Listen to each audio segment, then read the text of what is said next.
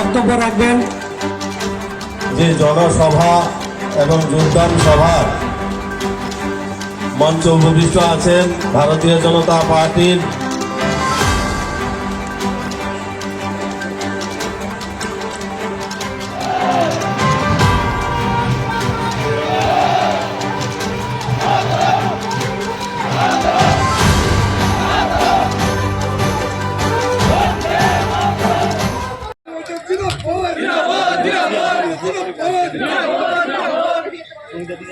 এরপর আমার সঙ্গে সবাই মুশকিল বন্ধ করে হাতে ধরতাম। হাত কিন্তু বন্ধ থাকতে যদি খোলা থাকে সিপিএম দেবো বলে भारत माता की, भारत माता की, नरेंद्र भाई मोदी की, नरेंद्र भाई मोदी की, बर्जला मंडल की, जेपी नड्डा की, अमित भाई शाह की, बर्जला मंडल की, जय जय श्री राम, जय जय श्री राम, जय जय श्री राम। আমার প্রিয় বর্জলাবাসী, আমার সমস্ত দেবতর কার্যকর্তা ভাই বোনেরা, মঞ্চে উপস্থিত ভারতীয় জনতা পার্টির প্রদেশ কমিটির যশস্বী অধ্যক্ষ আদরণীয় রাজীব ভট্টাচার্য মহোদয়, মঞ্চে উপস্থিত অন্যান্য নেতৃত্ববৃন্দ, সুধী নাগরিক বৃন্দ, মিডিয়ার বন্ধুরা,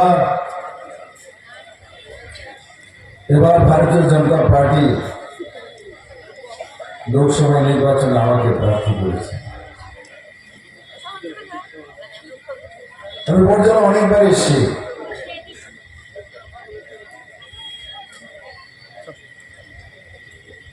আমাকে প্রার্থী করার পর কমিউনিস্ট এবং কংগ্রেসের মিলিত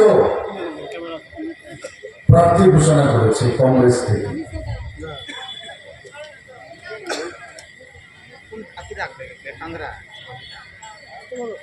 ত্রিপুরাতে 50টা বছর এই কমিউনিস্ট আর কংগ্রেসরা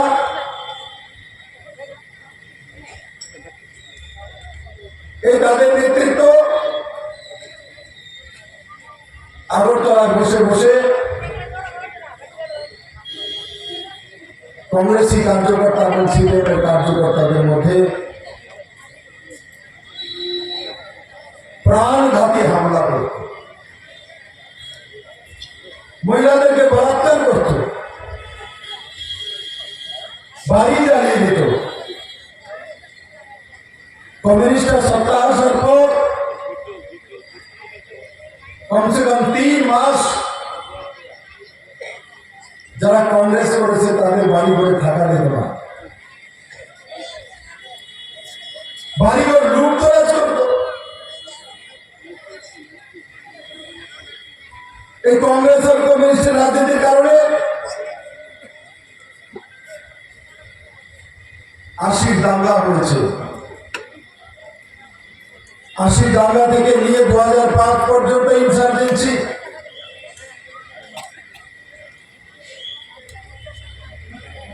মানুষ অপহরণ,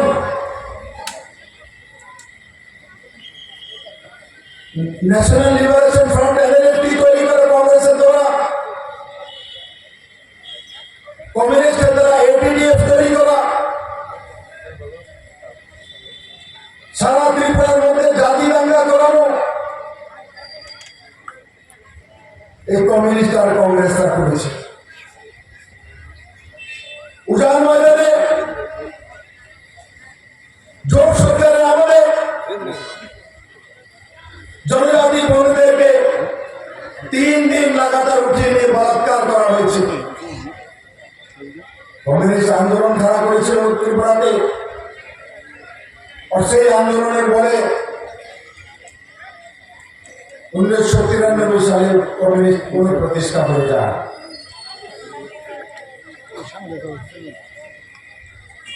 সাউথে মরুতে শহীদ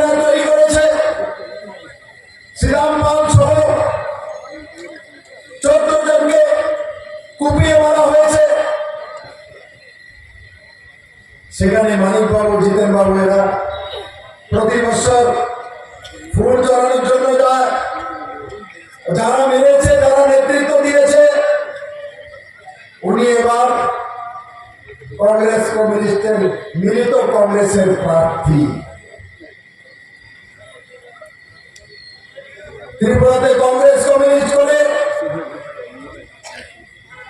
এত মানুষের প্রাণ হারানো, এত মানুষের জীবন সর্বস্ব শেষ। এই বৈধতা তো আপনারা জানেন, কংগ্রেস কমিউনিস্ট অনেক লড়াই হয়েছে। আজকে কংগ্রেস কমিউনিস্ট এক জায়গায় চলে গেছে। কিসের জন্য?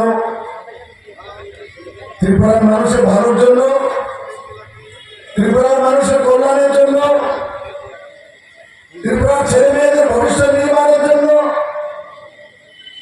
না না না না, কমিউনিস্টের পার্টি বাঁচানোর জন্য আর কংগ্রেসের দু চারটা নেতা আগরতলা আছে তার দোকান চালানোর জন্য। ভারতীয় জনতা পার্টি বন্ধুরা, আমি বরজলাবাসীর কাছে 4 জনে এসেছি আজকে। এমনি তো যোগদান সভা। এবারের যে নির্বাচন, এবারের নির্বাচনে কংগ্রেস এবং কমিউনিস্টের পুরো নেতৃত্বকে বরজলার জলের মধ্যে ডুবে আমার কি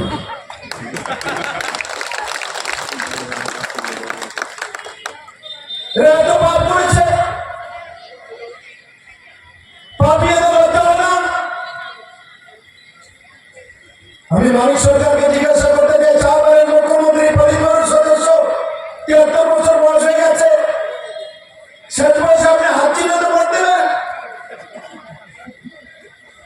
মানুষটাকে জ্ঞান দিতেন যে সমাজতন্ত্র করতে হবে, সমাজ পরিবর্তন করতে হবে। সমাজ তো পরিবর্তন করতে পারেননি, আপনি পরিবর্তন হয়ে গেছেন কংগ্রেসের ভোট দেওয়ার জন্য আসছেন।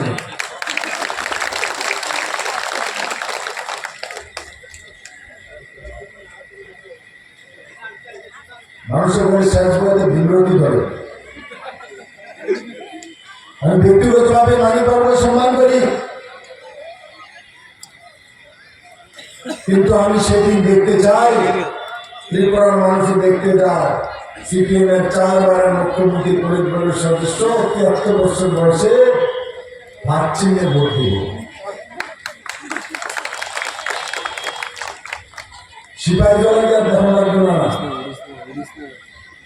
সিপাহী জলাতে গিয়েছে দেখা লাগবে না। এদিকে আগরতলায় সার্কাস দেখতে গেল, আগরতলাতে এদের সার্কাস দেখলাম। ওনাকে আমি ভালো করে জানি, কারণ কি আমি দেখেছি গত 27 তারিখ আমিও নমিনেশন করেছি, আর কংগ্রেসের সেও নমিনেশন করেছে। সেই নমিনেশনের লাইনের ভিতরে আমি মানিক সরকারকে দেখি। তো দেখেছে মানিক সরকারকে হাঁটতে, মানিক সরকার আসেনি। তার মানে মানিক সরকার ভোট দেওয়ার জন্য আসবে না। কারণ কি, উনি যদি হাত চিহ্নে ভোট দেন আর বাকি কি থাকবো কমিউনিস্ট।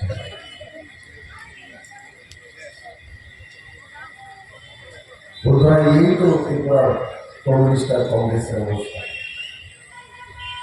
2018-তে যদি ভারতীয় জনতা পার্টির সরকার না আসতো, তাহলে বরজলাবাসী আপনাদের দুর্দিনের হিসাব ছিল না।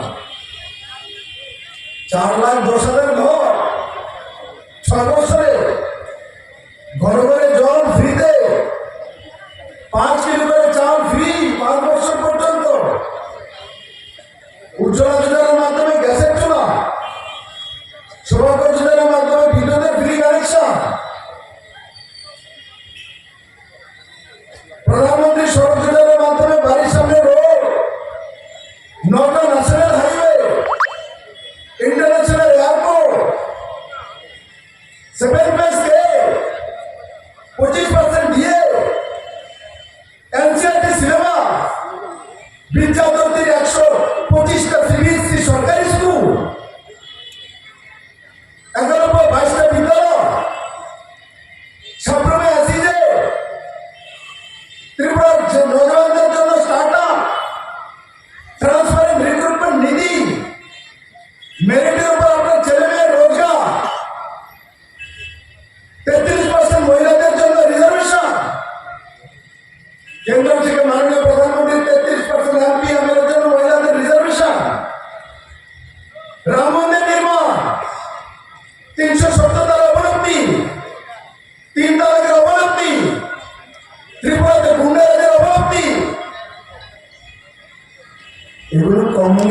কমিউনিস্ট আর কংগ্রেস করতো?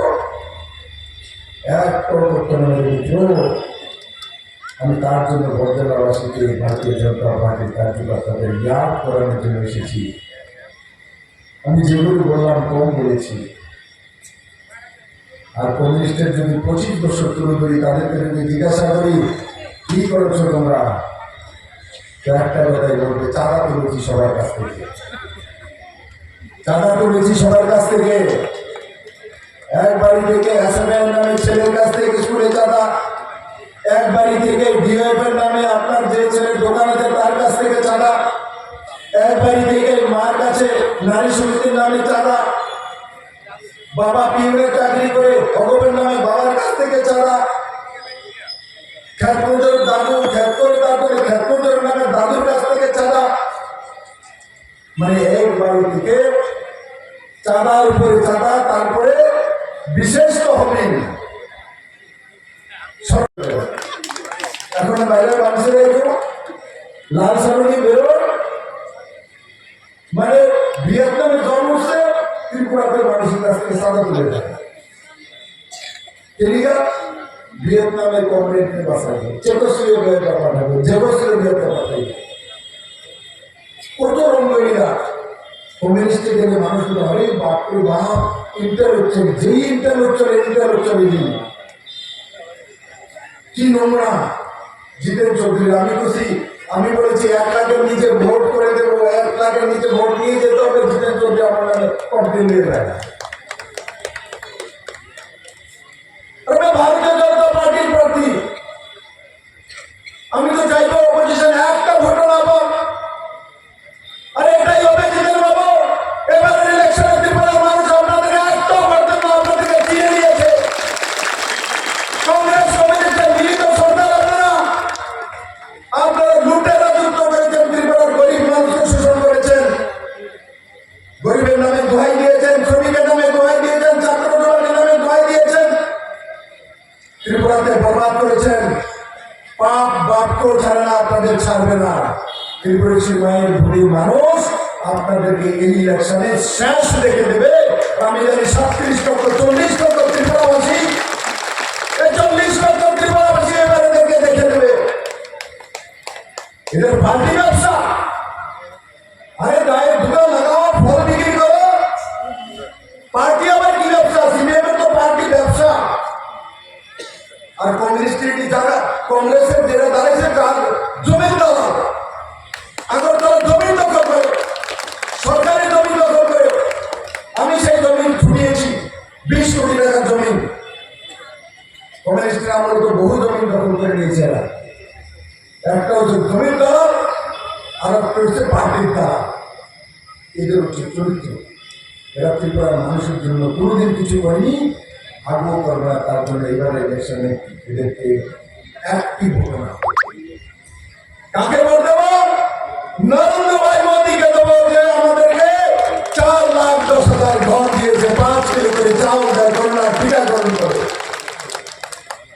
তাই আমি আশা করি এখানে বড় মাত্রায় যোগদান করার জন্য আমাদের দিকে দাঁড়িয়ে আছে 720 জন কমিউনিস্ট পার্টি থেকে আজকে যোগদান করবে। আমি আপনাদেরকে স্বাগত করি। আর একটা কথা বলি, জীবনে বেঁচে গেছেন, হাত ছিল বোধ জানা, আজকে প্রাণে বেঁচে গেছেন। আপনারা চাইছেন সময় থাকতে এসে বলেছেন, না হলে এই শেষ লগ্নে সারা জীবন ফিরিয়ে মিরা হাত চিহ্ন ভোট দিয়া মাথা মুন্ডন করে লাগবে আপনারা। এই কারণে এবার নরেন্দ্র মোদীর নেতৃত্বে আপনারা বেঁচে গেছেন। আর আমি আশা করি বর্জালার সমস্ত কার্যকর্তারা প্রতিটি বাড়িতে গিয়ে কমিউনিস্টের প্রত্যেকটা বাড়িতে গেলে 700 জনের মতো সমস্ত লোক ভারতীয় জনতা পার্টির মধ্যে চলে আসবে। একটি ভোটে কমিউনিস্ট আর কংগ্রেসের কাছে যাবে না, আমি সেটা আশা করি। এবং আমার সমস্ত কার্যকর্তাদেরকে বলবো, বাড়ি বাড়ি আপনারা যাবেন তো, বাড়ি বাড়ি ভোট চাইবার জন্য প্রতি ঘরে কে কে প্রতি ঘরে যাবেন? হাত তুলুন তো। প্রতি ঘরে যাবেন, নরেন্দ্র মোদীর জন্য ভোট চাইবেন। সিপিএম কংগ্রেসকে একটা ভোট যাতে না দেয় ব্যবস্থা করবেন। আপনারা বাড়ি বাড়ি গিয়ে মোদীর জন্য ভোট জন্য আশীর্বাদ চাইবেন। পারবেন আশীর্বাদ চাওয়ার জন্য? আমি আপনাদেরকে দায়িত্ব দিচ্ছি, আপনারা আমার জন্য আশীর্বাদ চাইবেন। আমি আশা করি সেই কাজটুকু আপনারা করবেন। প্রত্যেকবার মানুষ নতুন ইতিহাস তৈরি করবে। আমার সঙ্গে একবার হাত ও মুষ্টিবন্ধ করে তুলে বলেন, ভারত মাতা কি, ভারত মাতা কি, নরেন্দ্র ভাই মোদী কি, নরেন্দ্র ভাই মোদী কি, বরজলা মন্ডল কি, বরজলা মন্ডল। প্রধানমন্ত্রী হিসাবে নরেন্দ্র মোদীজিকে দেখতে চাই। আজকে এই পর্যটন মন্ত্রী নির্বাচন করব, আমরা দেশের প্রধানমন্ত্রী হিসাবে জয় জয় শ্রীরাম, জয় জয় শ্রীরাম। নবাগতদের জানাই ভারতীয় জনতা জিন্দাবাদ, নবাগতদের স্বাগত, স্বাগতম স্বাগতম, জয় জয় শ্রীরাম। আজকের এই জনসভা নিয়ে কিছু বলুন। আজকের জনসভা জনসমুদ্রে পরিণত হয়েছে।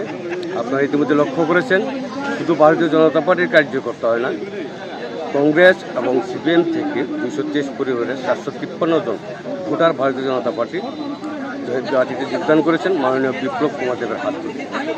আর ত্রিপুরাতে বিপ্লব কুমার দেবের এক্সট্রা জনপ্রিয়তা, সেটা আপনারা জানেন, 2018-তে দেখেছেন। আর আজকে যখন পশ্চিম ত্রিপুরা আসনে বিপ্লব কুমার দেবের নাম শুনেছে জনগণ, এমনিতে উচ্ছ্বাসে বাদ ভেঙেছে সব জায়গাতে। যে কোনো সভায় বিপ্লব দেবের নাম শুনলে স্ট্রিট কর্নার বলেন, জনসভা বলুন, পথসভা বলুন, যেখানে যে বিপ্লব জনগণ স্বেচ্ছায় উচ্ছ্বাসে পড়ে। বিজেপির জয় নিয়ে আপনারা কতটুকু কনফিডেন্ট? জয় নিয়ে এখন তো সন্দেহ নাই। আমাদের এখন টার্গেট হলো কত ব্যবধানটা হবে জয়টা। আমরা চাচ্ছি যে পশ্চিম ত্রিপুরাতে বিরোধীদের 1 লক্ষের নিচে রাখা, এটা আমাদের টার্গেট। আমরা আশা করি পারব। ধন্যবাদ। আমাদের লোকসভা নির্বাচন